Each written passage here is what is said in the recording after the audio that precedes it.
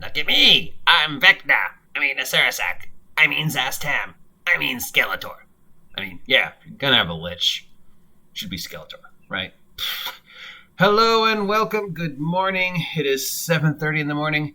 It's the 22nd day of February 2022. It's 51 degrees and sunny here in Ventura, California, with a frost warning of all things.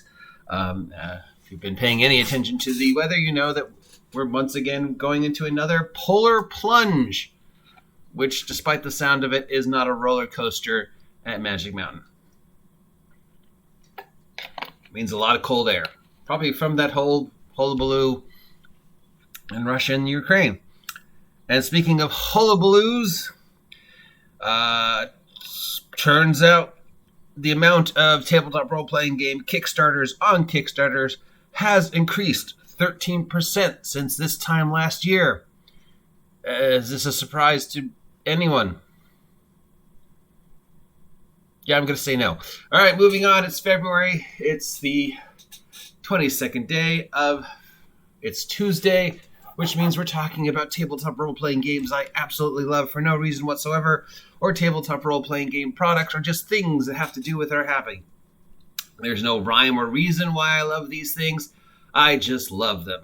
And of course, you can tell by the picture we're talking about Tomb of Annihilation, or just generally Isle of Dread, and all the other variations of Isle of Dread that have been made over the years. Just the idea of jungle island D&D settings. It's probably why I loved running Freeport so much and I ran it for 8 years.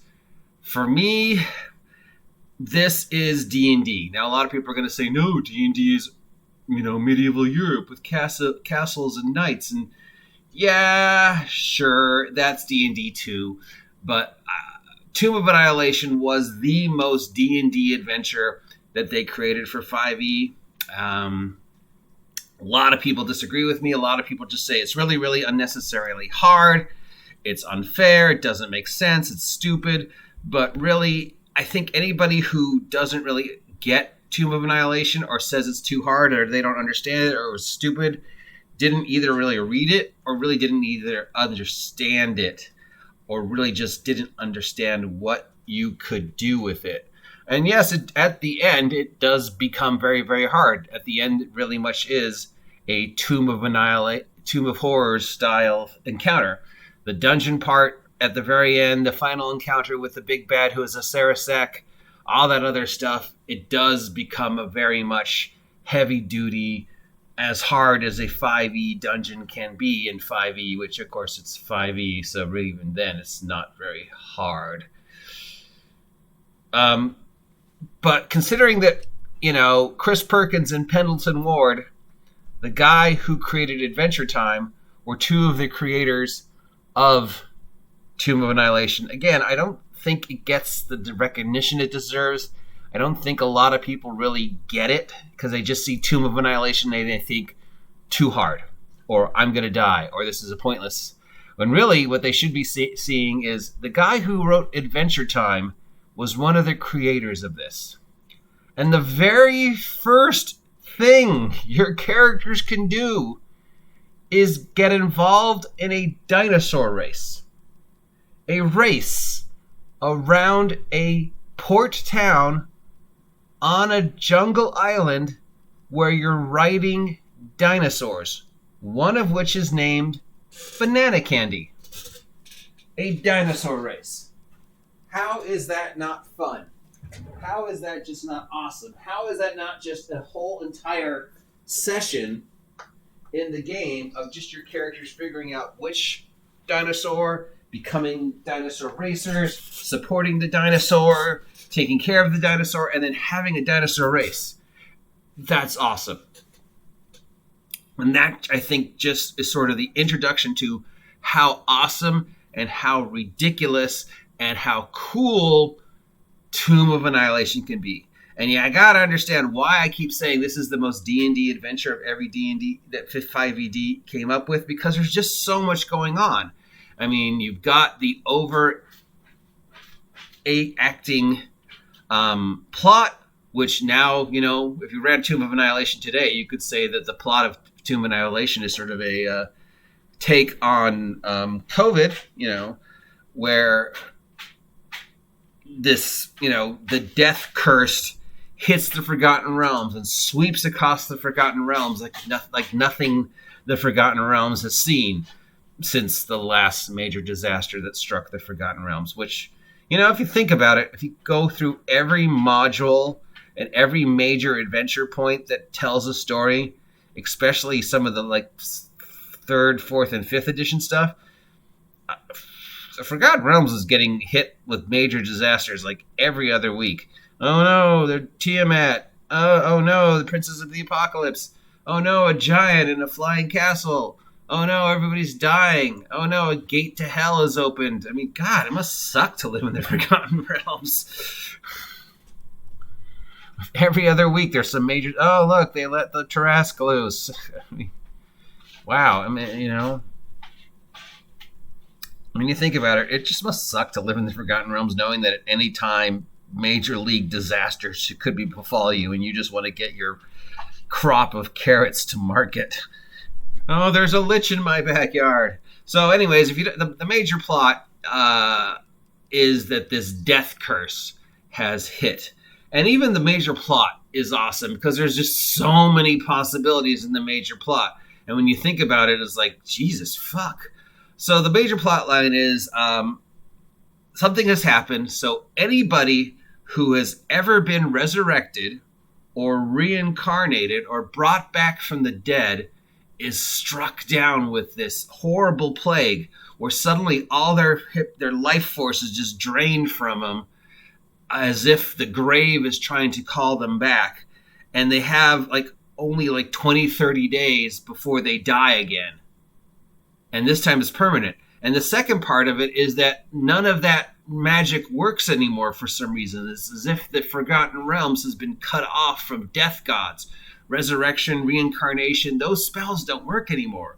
And then, that's horrible because, I mean, not only does that mean if your character dies, they can't bring you back, but major league players in the Forgotten Realms suddenly have this timer saying in 20 days, dude, you're dead. And when you think about it, anybody who's been resurrected, reincarnated, or brought back from the dead, that's like 80, 90% of the population of major players. I mean, that's all Drizzt, the Lords of Waterdeep, Elminster. I mean, Jesus Christ. And then you can sort of spiral onto that and go, well, does that affect like liches and vampires? And it doesn't really say it did or didn't. In fact, they had to go to the errata to say that, lots of undead were not affected because they were brought back by magic. They weren't reincarnated or resurrected. But it was sort of iffy about like liches and mummies and things like that. So I played that, all the liches, especially like Zastam and stuff, were affected as well, which of course would explain why Zastam was so interested. And, suddenly gods of death and suddenly all these clerics have lost access to these spells and there's no real explanation for it. So there's another plot. They would all want to know why. They would all want to try and get people to find ways to contact the death gods. All the clerics would be like, why can't I resurrect this shit? So eventually it's discovered that what's ever causing this is coming from the Isle of Chult. Your characters go to the Isle of Chult and then adventure through the Isle of Chult, trying to find the source and who's responsible for it. So there's your second half.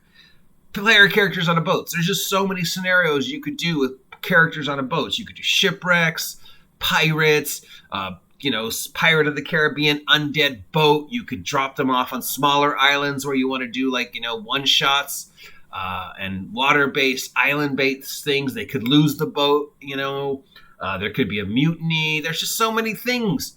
Boats, pirates, cyclopses, water monsters, dragon turtles.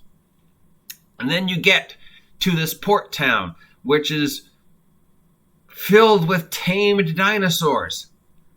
And you have to sort of romance, diplomacize your way through this alien port town with dinosaurs to try and get a sponsor, to try and find a place to stay, to try and find out more information, to see who's benefiting from this. knowing full well that there are other competing adventurers here and other competing factions, and not everybody in the Forgotten Realms is upset about the fact that this disease, or, there are some people who are like, yeah, those guys should stay dead, and it's, it's blasphemy to bring them back and stuff like that. And, I also played it like all the forces of the various liches were like, also like, we got to figure out a way to fix this, or our lich overlord is going to die. And, if you're from Thay, where Zast Tam is a lich and running Thay, Zast Tam's going to want you to go and figure out what's going on, or send people to try and figure out what's going on. And maybe there's people in Thay who are like, it wouldn't be so bad if Zast Tam did die and not come back. So there's so much going on. You've got a port town, and there's so many stories you could tell in a port town. And then there's dinosaurs, and then there's a dinosaur race. And I ran the dinosaur race twice. The characters liked it so much. And the second time, at the end of the dinosaur race, I had a big, gigantic encounter where all the dinosaurs were getting stolen. And people, guys were flying out of the sky on pterodactyls, grabbing dinosaurs and taking them away for some reason. And then the player characters have to go into a jungle. Which, of course, jungle. There's just so many things that could go on in a jungle, from like real life jungle things like horrible diseases and, venomous snakes and getting bit by a mosquito and, stuff like that, and getting lost, poisonous plants, dangerous predators, jungle. And then it's a D&D jungle. And that's just like, well, what can't I? I mean, not only do you have everything that Pendleton Ward and Chris Perkins threw in, and this is an open-ended hex crawl. There's a lot going on. You could run Tomb of Annihilation, just the adventures in Chult, for a year. And if you include all the additional stuff that they did, like on the DM's Guild and the downloads, there's stuff you might never see that's in the module. There was a whole fort city they never went to when I ran it. And there was like 3 pages of stuff going on in this little colonial fort. Of course, now you couldn't say colonial fort because people would be all upset. Oh, they're colonizing Chult. Oh, that's, white power colonialism. That's, I'm crying. Where these knights and stuff, were, and they never went there. And plus you had like the version of the East Indian Trading Company there who were trying to take over Chult. There was very little reaction to that. There's multiple merchant princes who are all vying for control and trying to take advantage of all these characters and powers that are coming through their town. And then you go in the jungle. What can't you do in a D&D jungle? I mean, every Indiana Jones cliche, yeah. Every Ray Harryhausen movie, yeah. You can do Lost Civilizations. You can do Aliens. You can do mummies. You can do talking apes. You can do kaiju. You can have a giant ape. You could have, King Kong. You could have tribes of various types. You could suddenly have the player characters get ambushed, and you find one player character suddenly filled with blow darts, like in Indiana Jones. Just think of everything in Indiana Jones, even the bad movie, and you could put that in a jungle. Every Tarzan movie, every, talking ape movie, every giant ape movie, every giant insect movie, every Lost Civilization in the Jungle movie, multiple complex traps. You could put other dungeons in Chult. Like, you could have Tomb of Horrors in Chult. You could have Lost Temple of Taco Johnson in Chult. You could have all sorts of stuff going on in this jungle. Because it's a jungle, and there's just so many things you can do in a jungle. They could fight tiki gods. They could just, go across a bridge, and anything you could think of. And any movie, TV show, cartoon that, deals with lost civilizations, lost worlds, dinosaurs, aliens, volcanoes, witches, mummies, tribes of cannibals, evil, giant white apes who can talk, Gorilla Grodd. It's just Plus, you got all the encounters they already put in. which there's so many stuff. And then there's a second plot that they run in half through about this lost princess who's a lost heir to a lost kingdom. And it turns out that lost kingdom was actually the founding kingdom that made all the other world. And then your characters discover that actually most of the other Forgotten Realms all originally came from Cholt, only places like Mithrandir were all originally places that were colonized were Cholt, and Cholt used to be this massive empire that then something happened. There's bird people that they come run into, there's monkey people, there's, and then there's like these weird tribal goblins who are just amazing. And then you read, like, one of the things, like, you read how the goblins fight, and it's just crazy. It's amazing how the goblins fight. And obviously people would now say there's lots of racism and colonialism and stuff in this, but no, it's just goofy fantasy. It's 1970s Saturday morning cartoons, and then Pendleton Ward. You can tell there's sections that Pendleton Ward wrote, because like the goblins, it's like the entire Goblin City village is built on what appears to be like a giant net, and that giant net is connected to a bent over tree.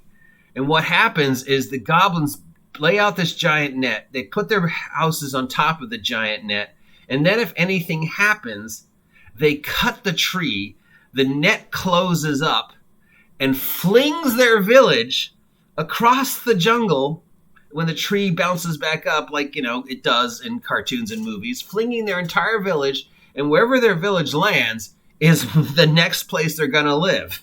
And any goblin that survives that is automatically promoted because they were tough enough to survive getting the entire village flung across the jungle and landing and surviving. That's brilliant and hilarious. Plus dinosaurs. I mean, you could do every Jurassic Park scenario you can think of.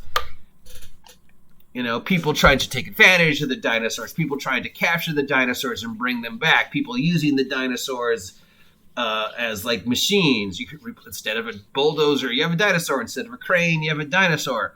You could have scenes where the player characters are getting chased by raptors, and they can be as cliche as you want them. You could have raptors that are smart enough to open doors.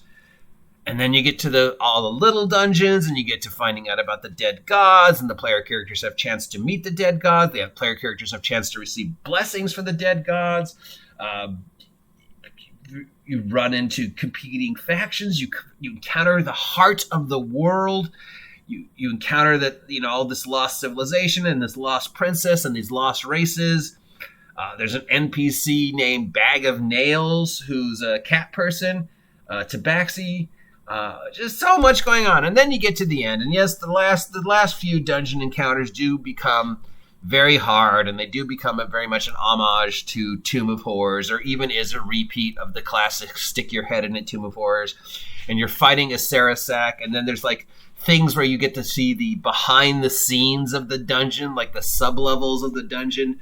You encounter this like this minor boss who's just a bunch of animated hands that are glumped together to create a humanoid form. So like a swarm of 50 crawling claws that has all sort of created this vaguely humanoid mass of sort of a who is like one of a Sarasac's temples. And then you get to the final encounter, and you get to discover what a Sarasac is up to and why he's doing this and how he's managed to create this plague. And remember, all the time there's this counter ticking off that the player characters are rushing against time, because they have 20, 30 days before half the population, anybody who's ever resurrected, reincarnated, whatever, dies permanently and cannot be brought back.